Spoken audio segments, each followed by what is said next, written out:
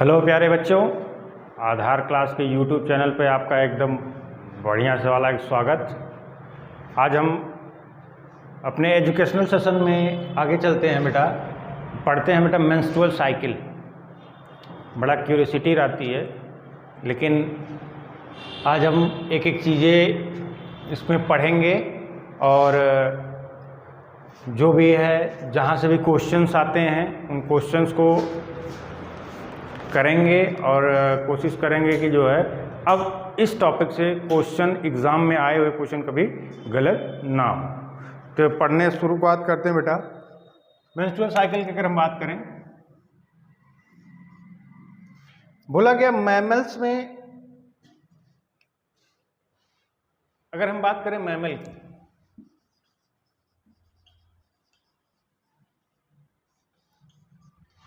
Mammals में दो चीज़ें, एक प्राइमेट ग्रुप है, एक नॉन प्राइमेट ग्रुप है।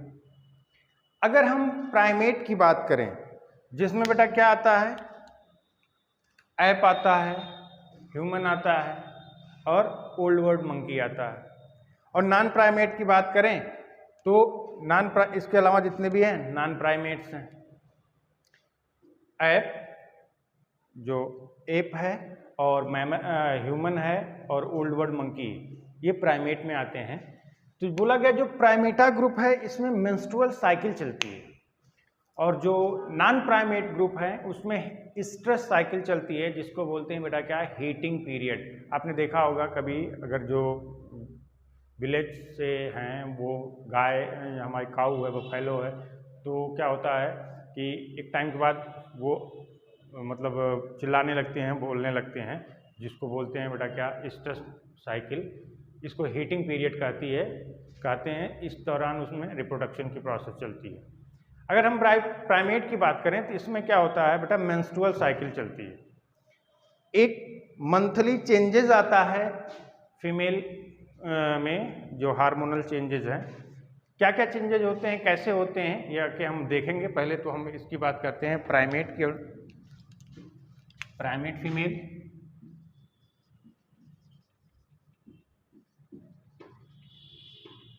और नॉन प्राइमेट।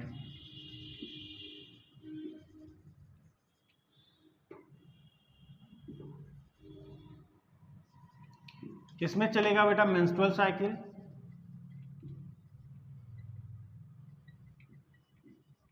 इसमें स्ट्रेस साइकिल, इसे बोलते हैं हीटिंग पीरियड। Heating period. अगर हम बात करते हैं मेंस्ट्रुअल साइकिल की, हमारा टॉपिक है मेंस्ट्रुअल साइकिल। अगर हम बात करते हैं मेंस्ट्रुअल साइकिल की, तो बोला गया कि सबसे पहले जब मेंस्ट्रुएशन स्टार्ट होता है उसको एक टर्म दिया जाता है बेटा, मीनार्च।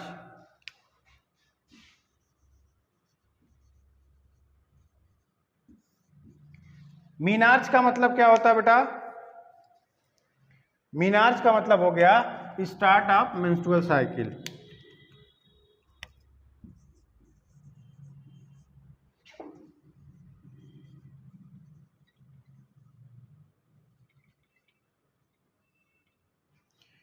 मीनार्च का मतलब क्या हुआ, मेंस्ट्रुअल साइकिल का स्टार्ट। होता क्या है, जो फीमेल है, ह्यूमन फीमेल है, प्यूबर्टी के बाद क्या होता है, उसमें उनके यूट्रस में एक साइक्लिक चेंज होता है। ये चेंजेस बेटा क्या होता है, ये चेंजेस ये बताता है कि female ready to produce young one. इसी की वजह से क्या होता है, हर मंथली उसमें चेंजेज आते हैं। जब मेंस्ट्रुअल साइकिल स्टार्ट होती है तो इस प्रोसेस को बोला जाता है मीनार्च। अब मेंस्ट्रुअल साइकिल स्टार्ट हो गई। अब मेंस्ट्रुअल साइकिल कुछ दिन बाद बंद हो जाती है। कुछ दिन का बाद मतलब ईयर की बात करें तो जब मेंस्ट्रुअल साइकिल स्टॉप हो जाती है तो इसको नाम दिया जाता है मेनोपॉज। पॉज मतलब रुकना।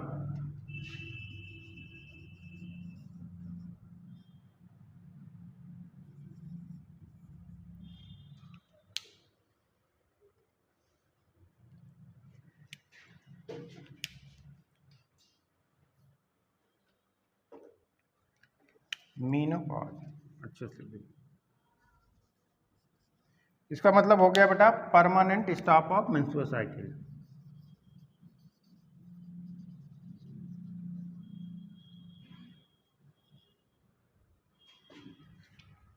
Permanent stop of menstrual cycle.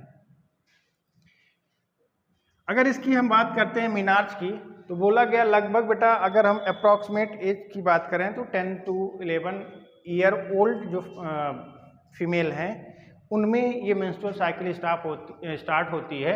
और अगर हम बात करते हैं मीनोपॉज की, तो अराउंड 50 ईयर ओल्ड एज पे मेंस्ट्रुअल साइकिल आना बंद हो जाती है, तो इसको हम बोलते हैं मीनोपॉज। और यहाँ से यहाँ तक का जो पीरियड है, मीनार से लेकर मीनोपॉज तक का जो ड्यूरेशन है, इसको बोलते हैं बेटा क्या, रिप्रोडक्टिव पीरियड। क्या बोलते हैं?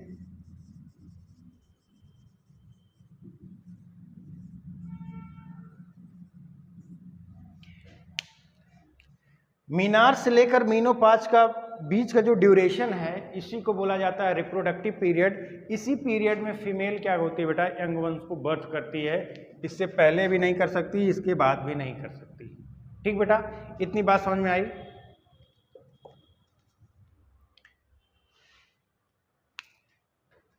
मीनोपॉज की कंडीशन में क्या होता है, जैसे कुछ हार्मोन्स होते हैं। अगर हम बात करते हैं एस्ट्रोजन और प्रोजेस्टेरॉन की, एस्ट्रोजन और प्रोजेस्टेरॉन, इनका अमाउंट क्या होता है बेटा, इनका अमाउंट घटता है। और अगर हम बात करते हैं बेटा एफएसएच और एलएच की, इन सब हार्मोन्स के बारे में आपने 11th क्लास में पढ़ा होगा बेटा, लास्ट चैप्टर था। एफएसएच और एलएच, इनका लेवल क्या होता है, ब्लड में इंक्रीज करता है। ठीक बेटा, यहां तक बात समझ में आई? ये यूरिन में भी अपीयर होते हैं पोस्ट मीनोपॉजल फीमेल में। जिनमें मीनोपॉज हो चुका होता है, उसकी यूरिन में अगर हम लोग आइडेंटिफाइड करें तो हमें एफएसएच और एलएच का बढ़ा हुआ रेशियो मिलेगा, जिससे हम बताते हैं कि ये कंडीशन पोस्ट मीनोपॉजल की है और मीनोपॉज हो गया है। यहाँ तक बेटा बात समझ में आई? यहाँ तक कोई ऐसी चीज जो ना समझ में आई हो? ठीक बेटा, अब अगर आगे हम बात करते हैं, एक वर्ड आता है एमेनोरिया, एक वर्ड आता है एमेनोरिया।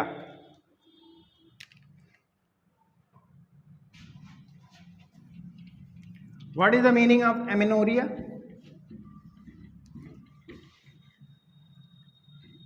एमेनोरिया का मतलब होता है बेटा क्या, मेंस्ट्रुअल साइकिल रुक गई किसी कारण से। ये एमेनोरिया बेटा प्राइमरी एमेनोरिया हो सकता है, सेकेंडरी एमेनोरिया हो सकता है। एक वर्ड है एमेनोरिया।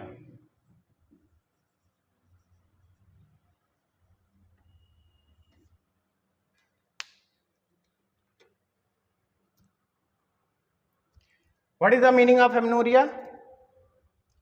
एमेनोरिया का मतलब होता है मेंस्ट्रुअल साइकिल जो है वो स्टॉप हो गई।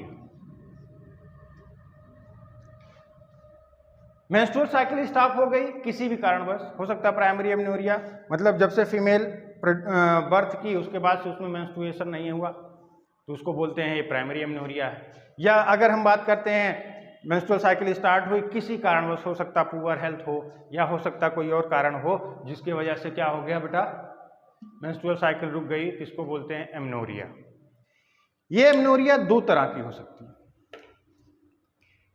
आगे बताएंगे जब रिप्रोडक्टिव हेल्थ पढ़ाएंगे तो वहां बताते हैं। बोला गया एमेनोरिया की कंडीशन ड्यूरिंग प्रेगनेंसी भी आ सकती है। जब फीमेल प्रेग्नेंट होती है तो मेंस्ट्रुअल साइकिल रुक जाती है, तो 9 मंथ की प्रेगनेंसी में भी क्या होती है, मेंस्ट्रुअल साइकिल स्टॉप होती है। तो क्या हो गया, during pregnancy.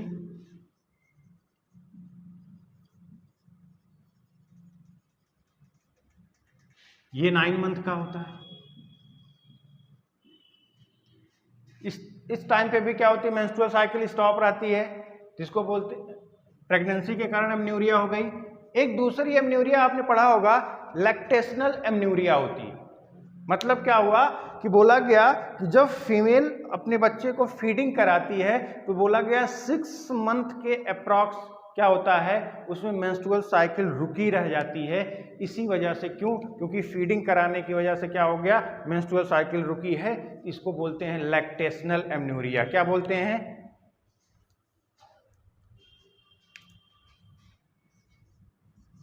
During lactation. Lactation के टाइम पे क्या होता है बेटा, प्रोलैक्टिन का अमाउंट बढ़ जाता है, और प्रोलैक्टिन का अमाउंट 6 मंथ के लिए होती है, 6 मंथ। लैक्टेशन टाइम पे प्रोलैक्टिन हार्मोन का अमाउंट बढ़ जाता है, और FSH और LH इनका अमाउंट क्या हो जाता है बेटा, घट जाता है। इसको बोलते हैं लैक्टेशनल एमन्यूरिया। तो अगर हम बात करते हैं कि ये देखो 9 मंथ है, 6 मंथ है, अगर कोई फीमेल प्रेग्नेंट होती है तो बोला गया लगभग 15 मंथ का, अप्रॉक्सीमेट 15 मंथ का एमन्यूरिया होता है।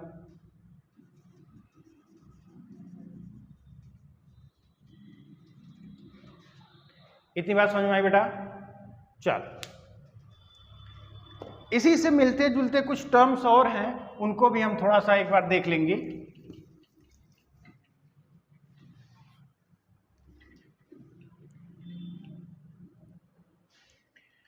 एक वर्ड आता है बेटा डिस्मेनोरिया।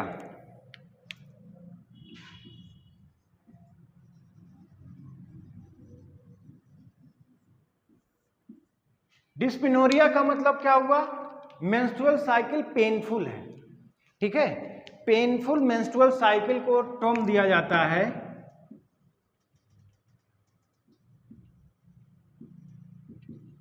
डिस्मेनोरिया, ठीक बेटा। पेनफुल मेंस्ट्रुअल साइकिल को टर्म दिया जाता है डिस्मेनोरिया, ठीक बेटा। एक होता है बेटा पॉलीमेनोरिया।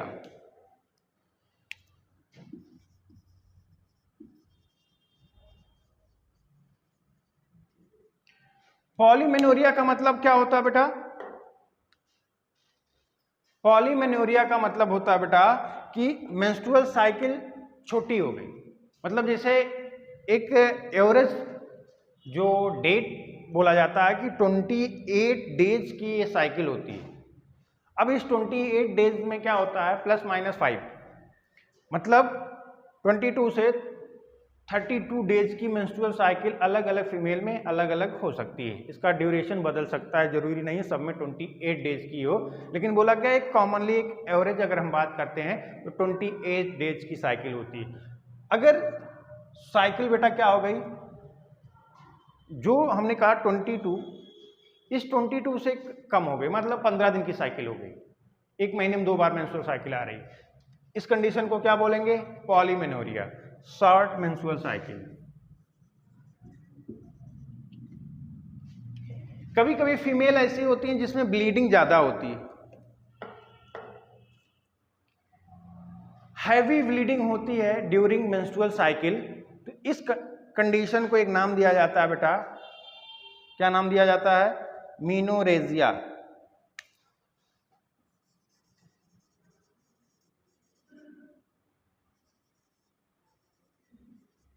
मीनोरेजिया मतलब क्या हुआ, excessive bleeding during menstrual cycle.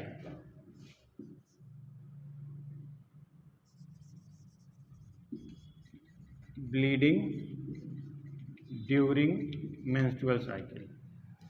एक होता है ओलिगोमेनेरिया।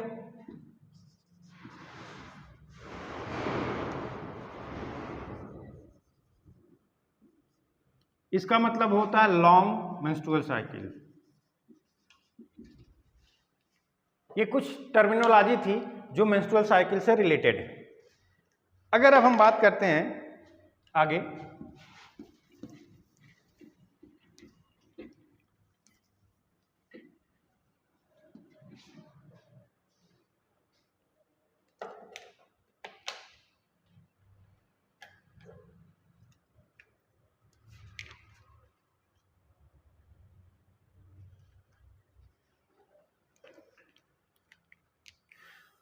अगर हम हार्मोनल एक्सिस की बात करते हैं तो सबसे पहले क्या हुआ बेटा, हाइपोथैलेमस,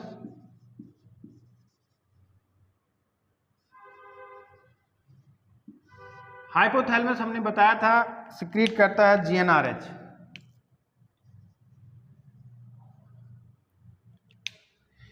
जीएनआरएच सिक्रीट करने के बाद ये कहां जाके वर्क करता है, पिट्यूटरी पे। पिट्यूटरी ग्लैंड पे ये वर्क किया।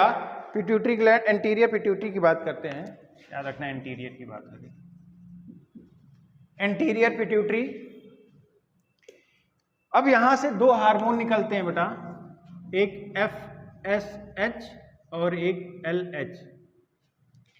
ये FSH LH जाते हैं, वर्क करते हैं किस पे, ओवरी पे। ओवरी से भी दो हार्मोन्स निकलते हैं, एक होता है बेटा एस्ट्रोजन, एक होता है बेटा प्रोजेस्टेरॉन।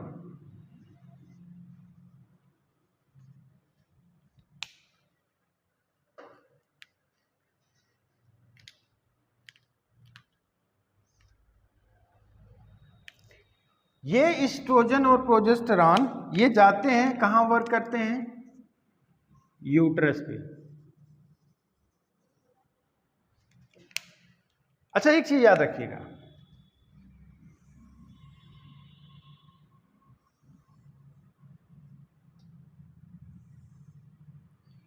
ये एस्ट्रोजन और प्रोजेस्टेरॉन नेगेटिव फीडबैक भी देते हैं।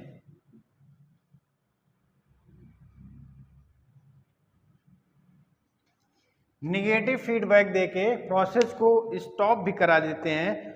और ये एस्ट्रोजन पॉजिटिव फीडबैक में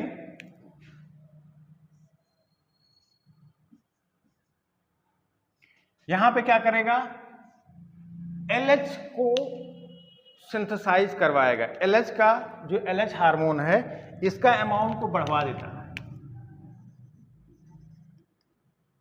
जब LH का अमाउंट बढ़ जाता है तो एक प्रोसेस होती है जिसको बोलते हैं LH सर्ज, जो क्या कराता है बेटा, ओव्यूलेशन कराता है। क्या कराता है, ओव्यूलेशन कराता है।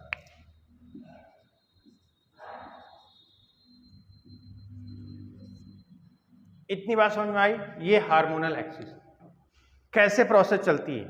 सबसे पहले हाइपोथैलेमस, हाइपोथैलेमस ने एक हार्मोन सिक्रीट किया GnRH, वो गया एंटीरियर पिट्यूटरी पे वर्क किया। एंटीरियर पिट्यूटरी ने दो हार्मोन सिक्रीट किया, कौन कौन सा, FSH और LH। ये FSH LH कहाँ गए, ओवरी के पास। ओवरी में ये फॉलिकुलर जेनेसिस का काम किया, फॉलिकल्स को क्या किया बेटा, जनरेट कराया। फॉलिकल स्टिमुलेटिंग हार्मोन नाम ही है बेटा, तो फॉलिकल को स्टिमुलेट करेगा ग्रोथ होने के लिए।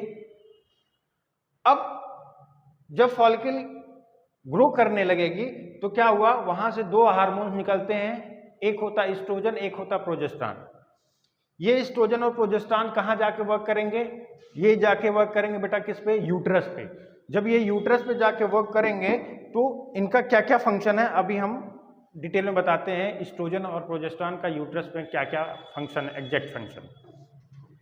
अब क्या हुआ, ये एस्ट्रोजन प्रोजेस्टेरॉन अगर ज्यादा हो गए तो निगेटिव फीडबैक में जाके पिट्यूटरी और हाइपोथैलेमस को इनहिबिट करेंगे और निगेटिव फीडबैक देंगे, प्रोसेस रुक जाएगी। और एस्ट्रोजन क्या होता है, पॉजिटिव फीडबैक में एंटीरियर पिट्यूटरी और हाइपोथैलेमस में क्या करेगा, LH सर्ज कराएगा। ठीक, इतनी बात समझ में आई। अब हम बात करते हैं बेटा function of oestrogen and progesterone की।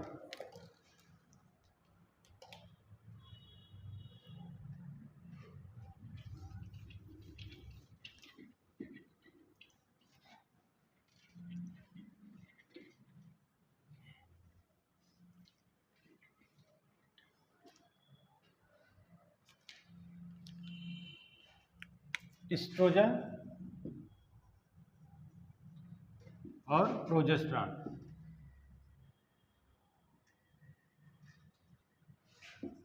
देखो बेटा एस्ट्रोजन का मेन फंक्शन क्या है, ये एंडोमेट्रियम की थिकनेस को इंक्रीज करता है।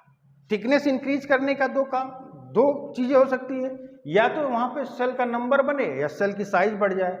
तो उसको हम बोलते हैं बेटा क्या, हाइपरट्रॉफी हो जाए या हाइपरप्लेसिया हो जाए। तो दो वर्ड बोले जाते हैं, हाइपरट्रॉफी और हाइपरप्लेसिया। मतलब सेल की साइज बढ़ जाए या सेल का नंबर बढ़ जाए तभी कहीं ग्रोथ होगा। तो एस्ट्रोजन का जो मेन फंक्शन है वो क्या करता है, थिकनेस को इंक्रीज कराता है, वेस्कुलरिटी को इंक्रीज कराता है। ठीक, किसका, इंडोमेट्रियम, जो यूट्रस की लास्ट वाली लेयर है, जो हमने आपको बताया था, सबसे इनर मोस्ट लेयर। दूसरा काम क्या करता है, ये मायोमेट्रियम की थिकनेस को भी इंक्रीज कराता है। क्या करता है, मायोमेट्रियम के थिकनेस को भी क्या करेगा, इंक्रीज कराएगा। और तीसरा फंक्शन की अगर हम बात करें तो इन दोनों के कंबाइंड इफेक्ट से जो यूटेराइन वॉल की जो है थिकनेस है वो क्या कर जाएगी, इंक्रीज कर जाएगी। इतनी बात समझ में आई, बोलो। अब हम बात करते हैं प्रोजेस्टेरॉन की। पहले सुन लीजिए, प्रोजेस्टेरॉन को बोलते हैं एंटी एबॉर्शन हार्मोन। ठीक बेटा, एंटी एबॉर्शन हार्मोन क्यों बोलते हैं, क्योंकि ये एबॉर्शन को रोकता है। प्रोजेस्टेरॉन का काम क्या है, ये एबॉर्शन को रोकता है। कैसे रोकेगा, बोला गया कि जो प्रोजेस्टेरॉन है ये क्या करता है, ये इंडोमेट्रियम के सिक्रीटरी नेचर को इंक्रीज करेगा, जिससे इंडोमेट्रियम में सिक्रीशन बढ़ जाएगा। दूसरा काम क्या होता है बेटा इसका, दूसरा काम बोला गया कि ये क्या करता है, एडेसिव नेचर बढ़ाता है। ये क्या करेगा, एडेसिव नेचर को इंक्रीज करता, किसका, एंडोमेट्रियम की। जैसे मतलब कि जो एम्ब्रियो फैलोपियन ट्यूब से आ रही थी, कहाँ पे, यूट्रस के अंदर इंटर कर गई। अब क्या होगा, सिक्रीटरी नेचर और एडेसिव नेचर बढ़ जाने की वजह से क्या होगा कि जो एम्ब्रियो आ रही थी वो कहीं और नहीं जा पाई, जहां गई वहां चिपक गई। भाई जाहिर सी बात है, वहां पे फेविकोल गिरा दिया गया, अब कोई चीज आएगा चिपक जाएगा। यही काम इसका है। दूसरा काम क्या है, ये जो मायोमेट्रियम है, इस मायोमेट्रियम के में जो कॉन्ट्रैक्शन होता है, जो थोड़ा बहुत मायोमेट्रियम स्मूथ मसल की बनी होती है तो इसमें कॉन्ट्रैक्शन हो सकता है। तो इस कॉन्ट्रैक्शन को क्या कर देता है, एकदम स्टॉप कर देता है कि अब यूट्रस में कोई कॉन्ट्रैक्शन नहीं होगा, जिसकी वजह से जो चीज एडेसिव हुआ, चिपका हुआ है, वो क्या हो, एक जगह स्थिर बना रहे। मान लो यहाँ कोई चिपका, अगर हम ऐसे हिला दे तो हो सकता है गिर जाए। अब क्या होगा, इस चीज को जो कॉन्ट्रैक्शन के रिस्पॉन्सिबल कौन, मायोमेट्रियम। अब मायोमेट्रियम रुका हुआ, कॉन्ट्रैक्शन नहीं है। दूसरा क्या होगा, इसका एडेसिवनेस बना हुआ है कि यहाँ पे जो आया वो चिपक गया है। तो क्या होगा, तो इससे जो होगा, इसका जो आउटकम निकलेगा वो ये निकलेगा कि जो एम्ब्रियो आके यहाँ अटैच हुई वो क्या हो गई, फर्दर आगे डेवलपमेंट करने लगेगी, कहीं इधर उधर नहीं जाएगी। बोलो। अब जो यूट्राइन की थिकनेस को इंक्रीज करा दिया था किसने, एस्ट्रोजन ने। ये जो प्रोजेस्टेरॉन है उस थिकनेस को भी क्या किए रहेगा, मेंटेन किए रहेगा, कि वो उसकी जो थिकनेस है वो थिकनेस जो एक्स्ट्रा थिकनेस हुई है वो थिकनेस ऐसी बनी रहे, उसमें भी कोई डिस्टर्बेंस ना आने पाए। तो ये तीन काम इसने किया। क्या किया, एक बोला गया कि इसने जो इंडोमेट्रियम का सिक्रीटरी नेचर बढ़ाया, एडेसिव नेचर बढ़ाया, और क्या किया, जो मायोमेट्रियम का कॉन्ट्रैक्शन था उस कॉन्ट्रैक्शन को रोका। उसके बाद क्या किया बेटा, नेक्स्ट वाला में, कि जो एस्ट्रोजन के द्वारा हाइपरट्रॉफी और हाइपरप्लेसिया करके थिकनेस इंक्रीज कर दी गई इंडोमेट्रियम की, उस इंक्रीज थिकनेस को भी क्या किया है, ये मेंटेन किया हुआ है, वो रप्चर ना होने पाए। इतनी बात समझ में आई। एस्ट्रोजन और प्रोजेस्टेरॉन में फंक्शन में डिफरेंस, एस्ट्रोजन का फंक्शन क्या है और प्रोजेस्टेरॉन का फंक्शन क्या है। उम्मीद करते हैं बेटा यहां तक आपको समझ में आ गया हो। अब हम बात करते हैं मेंस्ट्रुअल साइकिल की। ध्यान से देखिएगा।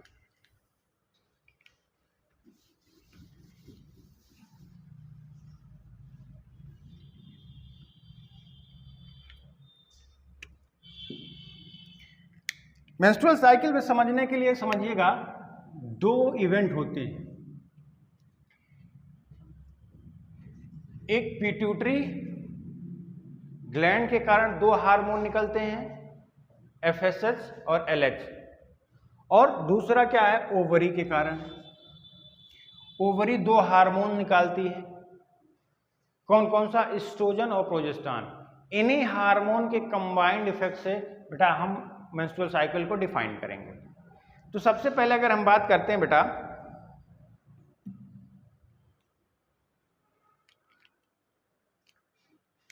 पिट्यूटरी में,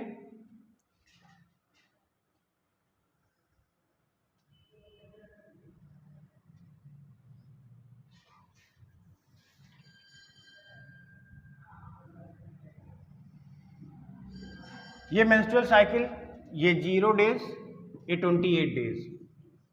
हमने कहा था नॉर्मल साइकिल की अगर हम बात करें तो क्या होता है 28 दिन की होती है, और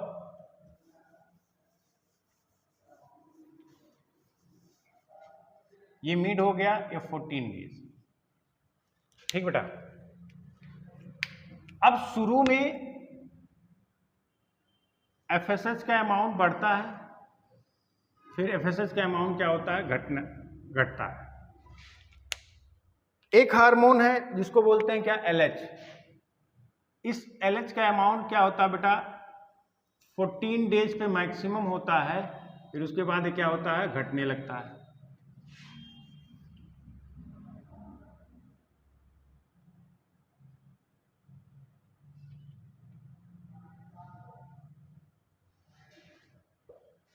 ध्यान से देखिएगा, इस एफएसएच के इफेक्ट के कारण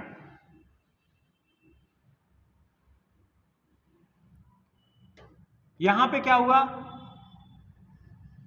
सबसे पहले प्रीमॉर्डियल फॉलिकल था,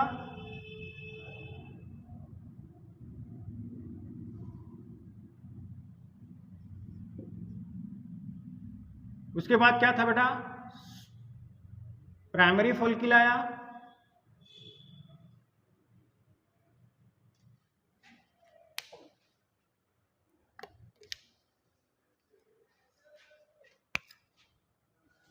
ऐसे लिख देते हैं प्रीमॉर्डियल फॉलिकल, फॉलिकुलर सेल, फिर प्राइमरी फॉलिकुलर सेल, फिर सेकेंडरी फॉलिकुलर सेल और tertiary follicular cell. Primordial follicular cell, फिर प्राइमरी फॉलिकुलर सेल, फिर सेकेंडरी फॉलिकुलर सेल, फिर टर्सरी, फिर लास्ट में क्या आ गया बेटा? Tertiary follicular cell. यहाँ पे आता है बेटा ग्राफियन फॉलिकुलर सेल। अब ग्राफियन फॉलिकुलर सेल में यहाँ पे क्या हो जाएगा? ओवुलेशन होगा। ओवुलेशन होने के बाद ओवा बाहर निकल जाएगी और ये चेंज हो जाता है किसमें? कार्पस ल्यूटियम में।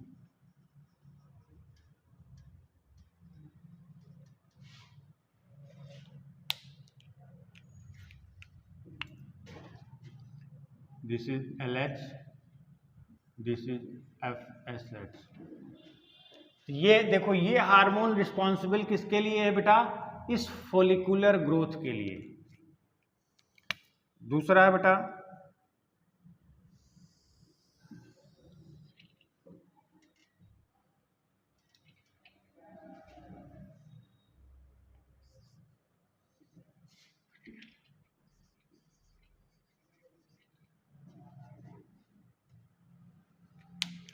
अब यहां पे क्या होता है? दो हार्मोन्स पिट्यूटरी के हैं, सॉरी ओवरी के।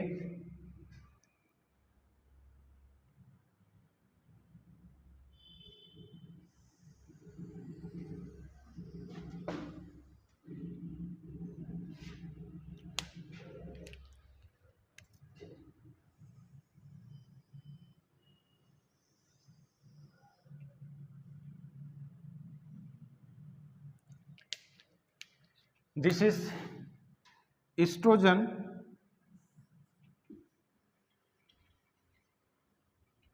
this is progesterone।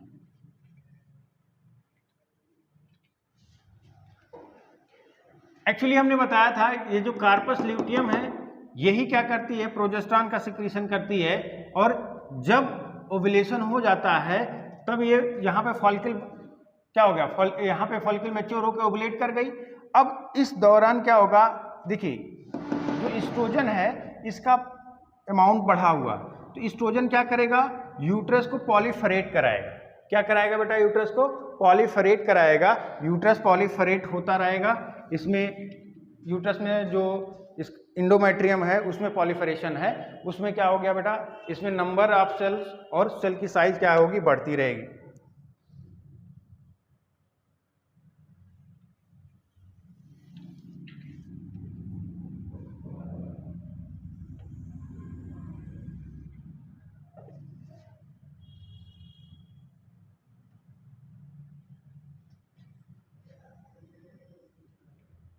ये है बेटा इंडोमेट्रियम क्लियर।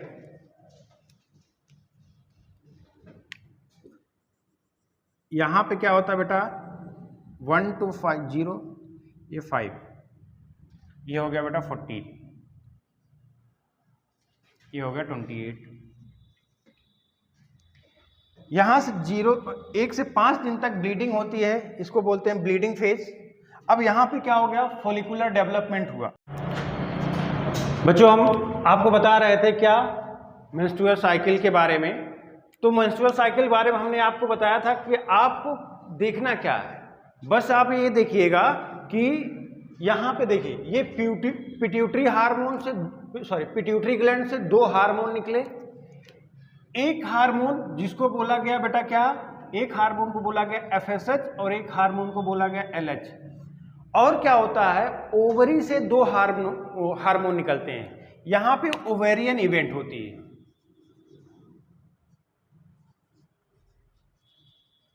ये पिट्यूटरी इवेंट है, मतलब क्या हुआ, पिट्यूटरी हार्मोन के से पिट्यूटरी ग्लैंड से 2 हार्मोन निकले। इनका फंक्शन कब ये राइज कर रहा है, कब ये फॉल हो रहा है।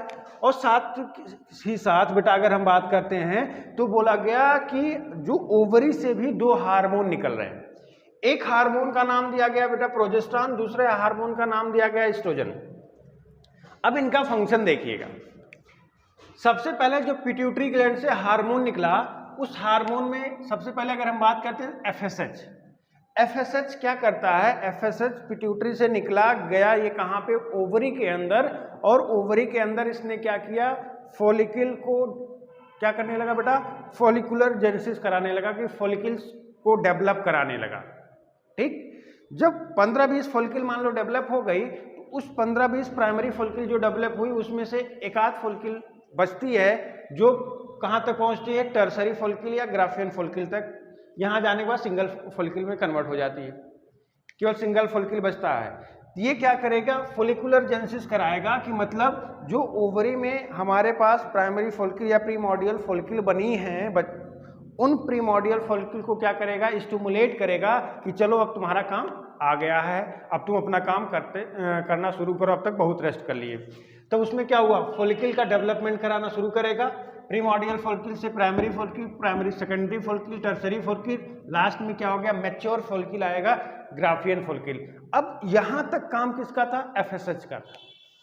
जब ग्राफियन फॉलिकल बन जाएगा तो उस टाइम पे क्या होगा, एक हार्मोन और आता है जिसको बोलते हैं LH हार्मोन, फुल फॉर्म होता है बेटा ल्यूटिनाइजिंग हार्मोन।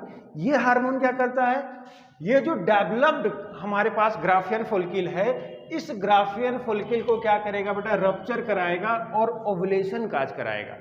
मतलब क्या हुआ, ओवरी से के अंदर जो ग्राफियन फॉलिकल बनी थी, वो ग्राफियन फॉलिकल रप्चर हो जाएंगी और ओवा क्या हो जाएगी, रिलीज हो जाएगी। याद करिए, हमने आपको डिटेल फॉलिकुलोजेनेसिस पढ़ाया था, उसमें बताया था कि LH सर्ज होने की वजह से, LH देखिए LH हार्मोन क्या है, एक बैग अपने पीक पे पहुंचा, यहां से देखिए LH हार्मोन। अब क्या हुआ, ये लगभग मिड साइकिल के मिड में यहां पे क्या हुआ बेटा, ये अपने सबसे मैक्सिमम पीक पे पहुंचता है। जब LH पीक पे पहुंचा तो उसके बाद क्या इवेंट हुई, LH सर्ज, जिसके बाद क्या होता है कि ये ग्राफियन फॉलिकल रप्चर हो जाती है। पहले LH सर्ज होगा, उसके बाद ग्राफियन फॉलिकल क्या होगी, रप्चर होगी और ओवुलेशन का प्रोसेस स्टार्ट होगा। इतनी बात समझ में आई। ओवुलेशन होने के बाद ये ओवा क्या होता है, फिम्बरी से फॉलोपियन ट्यूब के, हमने बताया था, यहाँ पे मान लो ये ओवरी है, यहाँ फिम्बरी है, ये ओवरी से ओवा रिलीज हुई कहाँ पे, सिलोमिक स्पेस में, और यहाँ से फिमरी द्वारा कलेक्ट कर लिया जाता है। फिमरी से कलेक्ट करके ये कहाँ पहुँचा दिया जाएगा, एम्पुला में। एम्पुला में जाके जो सेकेंडरी oocyte है, एक चीज याद रखिएगा, यही टर्सरी फोल्किल, ग्राफियन फोल्किल, जो सेकेंडरी फोल्किल से टर्सरी फोल्किल, टर्सरी फोल्किल से ग्राफियन फोल्किल बना, यहाँ पे जो प्राइमरी oocyte था ये चेंज होता है सेकेंडरी oocyte में, और क्या होता है, जो रिलीज होता है ओवरी से वो क्या रिलीज होता है, सेकेंडरी oocyte रिलीज होता है। ध्यान से, इतनी बात समझ में आई। अब वो सेकेंडरी oocyte जो रिलीज हुआ वो आके कहाँ पे पहुंचा है, फुला फुला रीजन हमने बताया था, जो एम्पुला बोलते हैं। एम्पुला में बैठ के इंतजार करेगा, स्पर्म आएगा। अब अगर स्पर्म आता है तो फर्टिलाइजेशन होगा, अगर नहीं आता तो फर्टिलाइजेशन नहीं होगा। ठीक, इतनी बात समझ में आई। अब ये तो हो गया पिट्यूटरी हार्मोन का इन्फ्लुएंस, पिट्यूटरी हार्मोन्स का एक्शन। साथ ही साथ ओवरी से हमने बताया था 2 हार्मोन और सिक्रीट होते हैं। वो 2 हार्मोन क्या है बेटा, एक ईस्ट्रोजन और एक प्रोजेस्टेरॉन। अभी हमने आपको बताया था ईस्ट्रोजन और प्रोजेस्टेरॉन के फंक्शन में। हमने कहा था ईस्ट्रोजन क्या करता है बेटा, इधर देखना, ईस्ट्रोजन का लेवल बढ़ा है। अब क्या होगा कि यहाँ पे ये इंडोमेट्रियम क्या करेगी, रीजनरेट करेगी। तो ईस्ट्रोजन का फंक्शन क्या है, इंडोमेट्रियम को फिर से रीजनरेट कराना। कैसे रीजनरेट कराएगा, नंबर ऑफ सेल बढ़ा के, हाइपरट्रॉफी और हाइपरप्लेसिया, सेल की साइज और सेल का नंबर बढ़ा के। इतनी बात समझ में आई। वेस्कुलर नेचर भी इंक्रीज कराएगा कि यहाँ पे देखो ढेर सारी ब्लड वेसल्स आ जाएंगी, जिससे इसको प्रॉपर नरिशमेंट मिलता रहे, जो ये लेयर इंक्रीज कर गई। अब क्या हुआ, जब ये यहाँ पे ग्राफियन फोल्किल रप्चर हुई तो ग्राफियन फोल्किल कन्वर्ट हो जाती किसमें, कार्पस ल्यूटियम में। ग्राफियन फोल्किल किसमें कन्वर्ट हो जाती है, कार्पस ल्यूटियम में। ये ग्राफियन फोल्किल कन्वर्ट हो गई किसमें, कार्पस ल्यूटियम में। अब ये कार्पस ल्यूटियम क्या करती है, प्रोजेस्टेरॉन का सिक्रीशन करती है। और प्रोजेस्टेरॉन में क्या होता है, का फंक्शन क्या करेगा, हमने फंक्शन प्रोजेस्टेरॉन का बताया था आपसे। प्रोजेस्टेरॉन अभी कुछ देर पहले, प्रोजेस्टेरॉन का फंक्शन क्या हो गया, ये प्रोजेस्टेरॉन एक तो इस लेयर का सिक्रीशन, जो यहाँ पे सेल्स का नंबर बढ़ा, यहाँ जो साइज बढ़ी, इसकी यहाँ पे जो ग्लैंड्स बनी हैं इनका सिक्रीटरी नेचर बढ़ा देगा। और क्या करेगा, इसको एडहेसिवनेस को भी बढ़ा देगा। जैसे यहाँ पे मान लो कोई ओवा आए, कोई इम्ब्रियो आए, तो वो इम्ब्रियो से क्या हो जाए, चिपक जाए, इधर उधर ना जा पाए। और साथ ही साथ क्या करेगा बेटा, यहाँ पे जो यूट्रस की जो लेयर थी जिसको बोला गया था मायोमेट्रियम, वो मायोमेट्रियम में कॉन्ट्रैक्शन को क्या कर देगा, स्टॉप करा देगा। तो ये पूरा एक लेयर पॉलीफरेट हुआ। किसके कारण, क्यों पॉलीफरेट हुआ, कि अगर यहाँ पे एम्ब्रियो आता है तो इस जो एम्ब्रियो आया इसमें एम्बेडेड हो जाए और फर्दर क्या हो जाए बेटा, उसका डेवलपमेंट स्टार्ट हो। इसके लिए क्या होता है, यूट्रस को बार बार रीजनरेट किया जाता है हार्मोन के लिए। यहां तक बात समझ में आई। तो इस प्रोजेस्टेरॉन का, इधर देखना बेटा, प्रोजेस्टेरॉन का लेवल कब बढ़ा, जब क्या हुआ बेटा, ये कार्पस ल्यूटियम का फॉर्मेशन हुआ। ये कार्पस ल्यूटियम क्या सिक्रीट करने लगी, प्रोजेस्टेरॉन। ठीक, यहां तक बात समझ में आ रही बेटा। तो ये था बेटा ग्राफिकल रिप्रेजेंटेशन मेंस्ट्रुअल साइकिल का। अगर हम बात करते हैं तो मेंस्ट्रुअल साइकिल में कितने फेज आते हैं, अब इसकी हम बात करते हैं। तो सबसे पहले आता है मेंस्ट्रुअल साइकिल में, जो मेंस्ट्रुअल साइकिल स्टार्ट होती है, यहां तक बात समझ में आ गई। अब आगे देखते हैं, जो मेंस्ट्रुअल साइकिल स्टार्ट होती है, तो हम मेंस्ट्रुअल साइकिल का स्टार्टिंग डेज मानते हैं जब से ब्लीडिंग स्टार्ट हुई। तो सबसे पहला जो फेज आता है, दैट इज फर्स्ट फेज, क्या है, ब्लीडिंग फेज।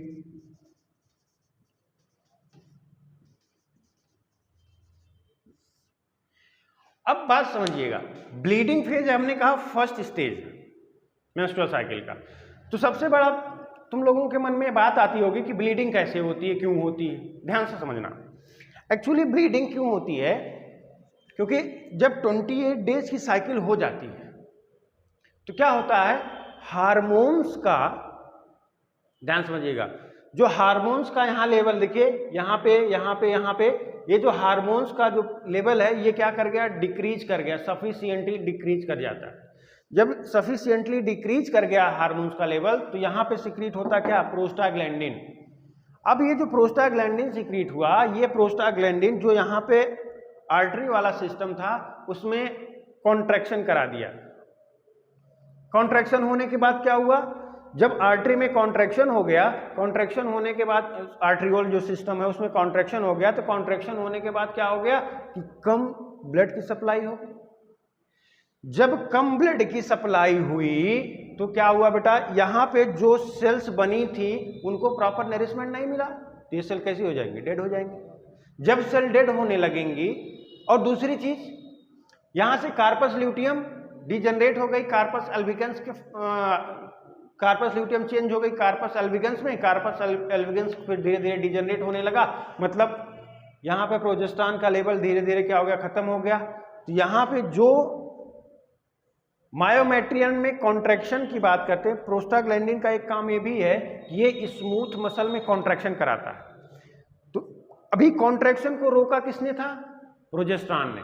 अब प्रोजेस्टेरॉन का लेवल हाई नहीं, तो क्या करेगा ये प्रोस्टाग्लैंडिन, क्या करेगा, मायोमेट्रियम से कॉन्ट्रैक्शन करा देगा। तो जो यहाँ पे लेयर क्या थी, इंटैक्ट थी, अब क्या हो जाएगी, फ्री हो जाएगी, कॉन्ट्रैक्शन होगा, ये बाहर निकल जाएगी। अब ये पूरा पोर्शन डेड हो गया, ये क्या होता है, एक ब्लड के फॉर्म में बाहर निकल जाती है।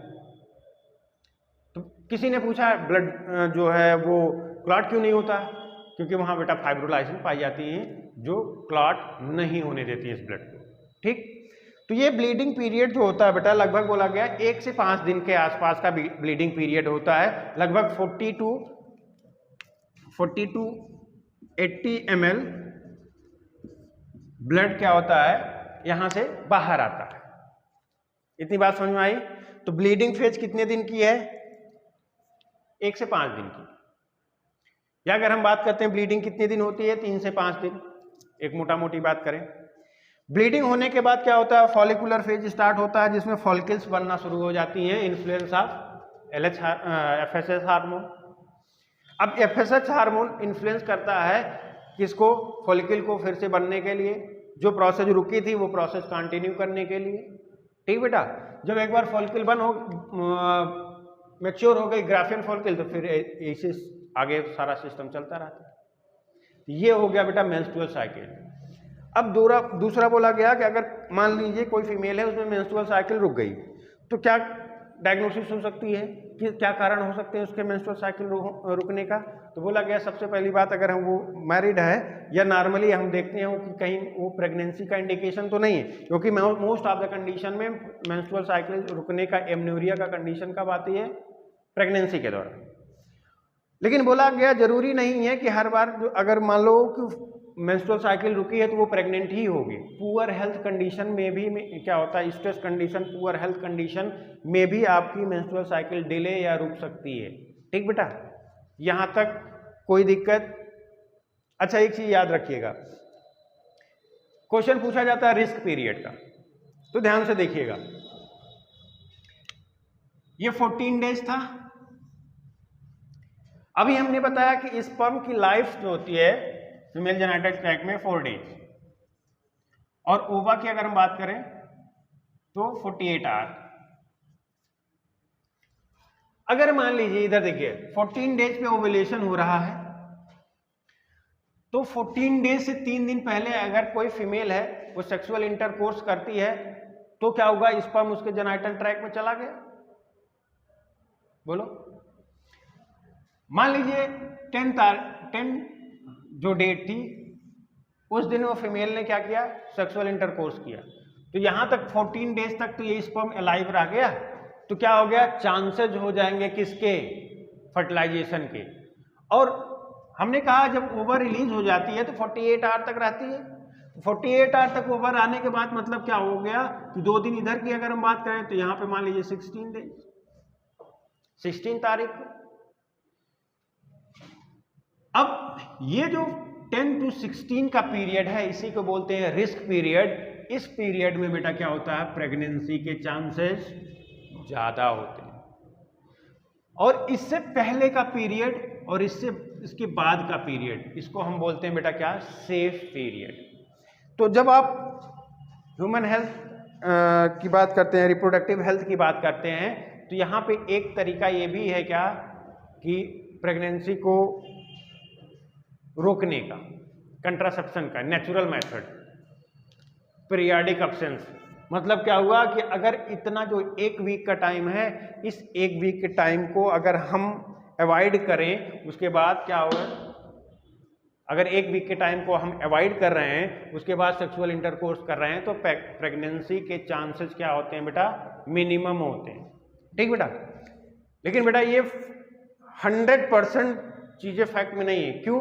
क्योंकि बेटा ओव्यूलेशन का टाइम आगे पीछे हो सकता है, ये डिपेंड करता है कि किसी फीमेल का ओव्यूलेशन कब हुआ। अच्छा, ओव्यूलेशन निकाला जा सकता है पिछले मंथ का, तो ओव्यूलेशन क्या कब कैसे हम जानेंगे किस डेट पे ओव्यूलेशन हुआ? इसके लिए एक तरीका होता है कि जितने डेट की मेंस्ट्रुअल साइकिल है, मान लो किसी के मेंस्ट्रुअल साइकिल क्या हो गया बेटा 30 डेज की है, तो उस 30 में से हम 14 को क्या करेंगे बेटा, सब्सट्रैक्ट कर देंगे। जब 30 में से 14 को सब्सट्रैक्ट करेंगे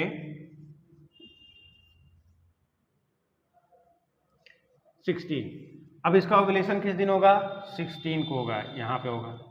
तो ये चीजें आपको जाननी पड़ेगी। अगर फीमेल की साइकिल रेगुलर है और हम ओव्यूलेशन को कैलकुलेट कर सकते हैं, तो उसी हिसाब से हमारा रिस्क पीरियड क्या होता है, आगे पीछे भी हो जाता है।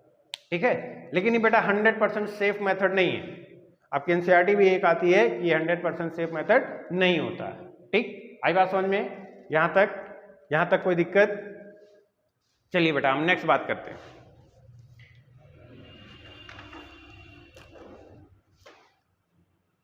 अब हम बात करते हैं बेटा फॉलिकुलर फेज में क्या होता है, ल्यूटियल फेज में क्या होता है, थोड़ा सा देख लीजिए हार्मोन्स के रिस्पेक्ट में।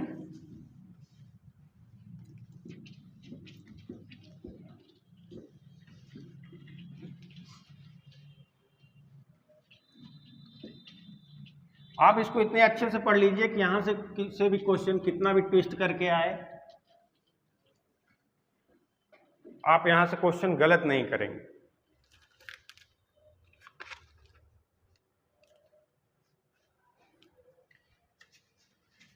अगर हम बात करते हैं बेटा फॉलिकुलर फेज,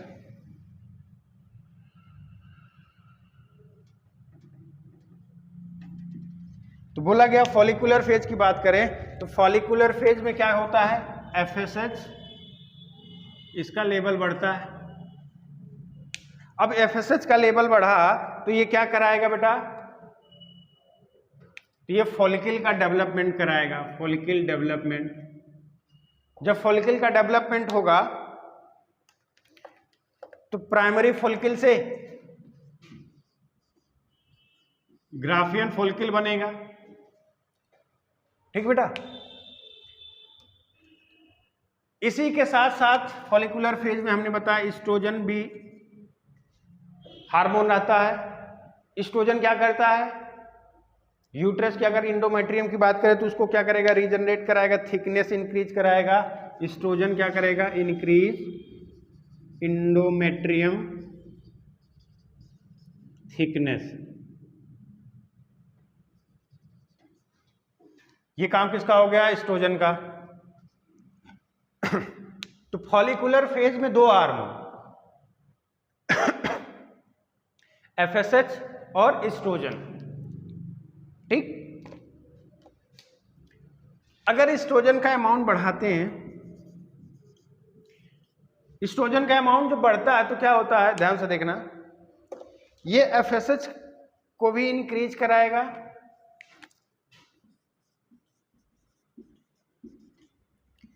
और LH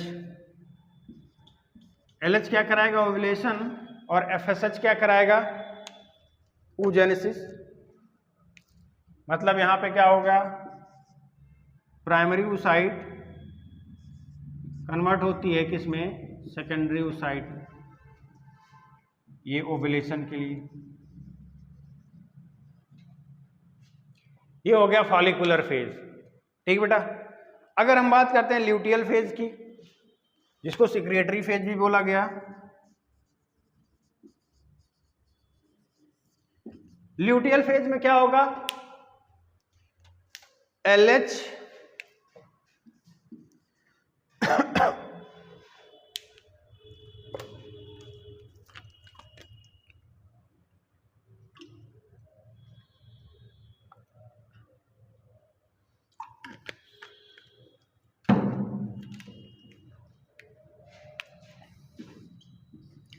ल्यूटियल फेज में भी LH इंक्रीज होगा, ओवुलेशन होगा। ओवुलेशन होने के बाद बेटा कार्पस ल्यूटियम बन जाएगा। कार्पस ल्यूटियम क्या करेगा, इंडोमेट्रियम का सिक्रीटरी नेचर बढ़ाएगा।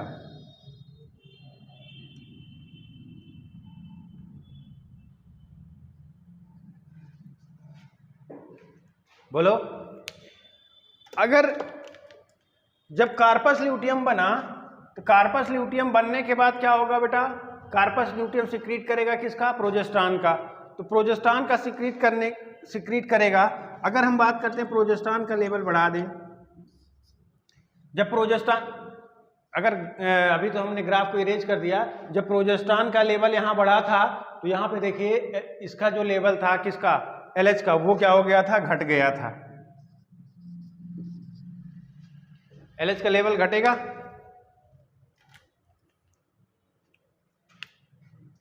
कार्पस ल्यूटियम जो था वो चेंज होता है कार्पस अल्बिगन्स में।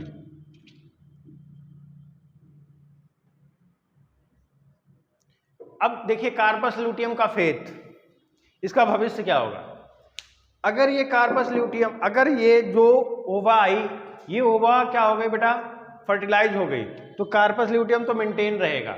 अगर ये ओवा फर्टिलाइज नहीं हुआ तो कार्पस ल्यूटियम क्या हो जाता है, डीजनरेट हो जाता है। क्या हो जाता है, कार्पस ल्यूटियम डीजनरेट हो जाता है। फर्टिलाइजेशन हुआ, फर्टिलाइजेशन, ओवा फर्टिलाइज हुई तो कार्पस ल्यूटियम क्या रहेगा, 3 महीने तक प्रोजेस्टेरॉन का सिक्रीशन करेगा। बाद में क्या होता है, ये जो प्रोजेस्टेरॉन है ये टेक ओवर कर लेता है कौन, प्लेसेंटा, HCG इस प्रोजेस्टेरॉन को टेक ओवर कर लेता है, प्लेसेंटा। ठीक, इसीलिए कभी कभी क्वेश्चन पूछा जाता है कि अगर मान लिया जाए कि किसी की प्रेगनेंसी है, अगर वो प्रेगनेंसी बेटा, मान लीजिए कोई फीमेल प्रेग्नेंट है, ये प्रेगनेंसी अगर 4th मंथ की है, 4 मंथ की, 4 मंथ की प्रेगनेंसी है और 4 मंथ की प्रेगनेंसी में हम ओवरी को रिमूव कर दें। क्वेश्चन बनाने वाले ने पूछा कि कोई 4 मंथ की प्रेगनेंसी है, कोई फीमेल है वो 4 मंथ की प्रेग्नेंट है या 4 मंथ से कम की प्रेग्नेंट है, तो अगर हम उसकी ओवरी को रिमूव कर दें तो प्रेगनेंसी कंटिन्यू होगी कि नहीं, तो इसका आंसर होगा नहीं होगी। क्यों, क्योंकि बेटा अभी भी कार्पस ल्यूटियम क्या कर रहा है, प्रोजेस्टेरॉन का सिक्रीशन कर रहा है। प्रोजेस्टेरॉन क्या है बेटा, एंटी एबॉर्शन हार्मोन है, एबॉर्शन नहीं होने देता। अब क्या हुआ, अगर 4 मंथ से प्रेगनेंसी ज्यादा है, 4 मंथ की से प्रेगनेंसी ज्यादा है तो क्या हो गया, प्लेसेंटा प्रॉपरली फॉर्म हो गया। अब वो कार्पस ल्यूटियम के फंक्शन को टेक ओवर कर लिया। अब जो प्रोजेस्टेरॉन का सिक्रीशन होगा वो कहाँ से होगा, प्लेसेंटा से होगा। अगर 4 मंथ से ज्यादा की प्रेगनेंसी है, ग्रेटर देन 4 मंथ, अब हम ओवरी निकाल दे रहे हैं तो ये जो प्रेगनेंसी है वो क्या हो जाएगी, कंटिन्यू हो जाएगी। ठीक, तो इस तरह के क्वेश्चन भी आप याद रखिएगा। इस तरह के भी क्वेश्चन अगर पूछे जाते हैं तो लॉजिकली याद रखिएगा। ठीक है बेटा, चल यहां तक बातें हो गई।